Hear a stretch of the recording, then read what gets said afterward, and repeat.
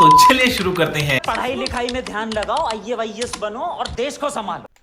नमस्कार मित्रांनो, तर आज आपण बघणार आहोत PWचा युनिट 3 चे IMP question AC fundamental expression for obtain expression for RMS value sinusoidally varying alternating current in terms of its peak value and alternating analytical method. बघा याच्यावर क्वेश्चन आलेला आहे. तर हा क्वेश्चन 2024ला पण आलेला आहे. FE 2024 फर्स्ट पॅटर्न ज्यावेळेस झाला इंट्रोड्यूस त्यावेळेस आलेला प्रश्न आहे हा. भरपूर वेळेस आलेला आहे पेपरला. त्यानंतर आपण नेक्स्ट बघू. Next question, derive the expression for instantaneous current and power consumed when voltage V is equal to Vm sin omega t is applied to pure inductance. Also draw is phasor diagram. बघा आता हा question जो आलेला आहे तो पेपरला 8 मार्क्ससाठी आलेला आहे. 8 मार्क्सला तुम्ही हा नक्की एवढा क्वेश्चन करा. हा इम्पॉर्टंट क्वेश्चन आहे, भरपूर वेळेस विचारला गेलेला आहे पेपरला. त्याच्यानंतर नेक्स्ट क्वेश्चन आहे, डिफाईन ॲव्हरेज व्हॅल्यूचे definition and derive expression for average value in of sinusoidal current in terms of its maximum value. बघा ॲव्हरेज व्हॅल्यूवर प्रश्न विचारलेला म्हणजे डेफिनेशन, त्याच्यानंतर ॲव्हरेज व्हॅल्यूचा sinusoidal current in terms of maximum व्हॅल्यूचं एक्सप्रेशन आपल्याला फाईंड करायला लावलं. त्यानंतर नेक्स्ट बघा डिफिनेशन कोणतं इम्पॉर्टंट, एक RMS व्हॅल्यू, त्याच्यानंतर इंडक्टिव्ह रिॲक्टन्स, त्याच्यानंतर कॅपॅसिटिव्ह रिॲक्टन्स, त्याच्यानंतर फॉर्म फॅक्टर, नंतर फ्रिक्वेन्सी.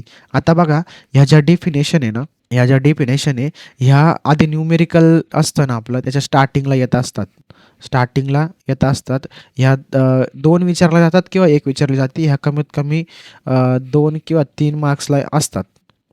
तुम्ही ह्या करून ठेवा. Important definition, draw phasor diagram for purely inductive and capacitive circuit. Purely inductive and capacitive सर्किटच्या फेजर डायग्राम पेपरला आलेला आहे. मोस्ट इम्पॉर्टंट क्वेश्चन आहे. त्याच्यानंतर हा पण क्वेश्चन येऊन गेलेला आहे, derive the expression for power Wien voltage V is equal to V sin omega t is applied to RL circuit. Draw the phasor diagram. RL सर्किटला ज्यावेळेस V is equal to Vm sin omega t applied करतो त्यावेळेस पॉवरचं expression काय आहे ते लिहायचं आहे. त्याच्या फेजर डायग्राम पण ड्रॉ करायचा आहे. नेक्स्ट क्वेश्चननी define average value of alternating quantity and derive its expression for sinusoidal current. हा क्वेश्चन माझ्याकडून रिपीट झालेला आहे. बघा हा क्वेश्चन पण आलेला आहे. Explain the concept of phase lag and phase lead by using. आता हा 2023मध्ये आलेला क्वेश्चन आहे. 2023मध्ये आलेला आहे हा क्वेश्चन. हा पण येऊ शकतो, गॅरंटी नाही देऊ शकत मी, पण IMP क्वेश्चन आहे, 100% येण्याचा चान्सेस आहे. त्याच्यानंतर बघा त्याच्यात काय काय विचारले गेलेलं आहे.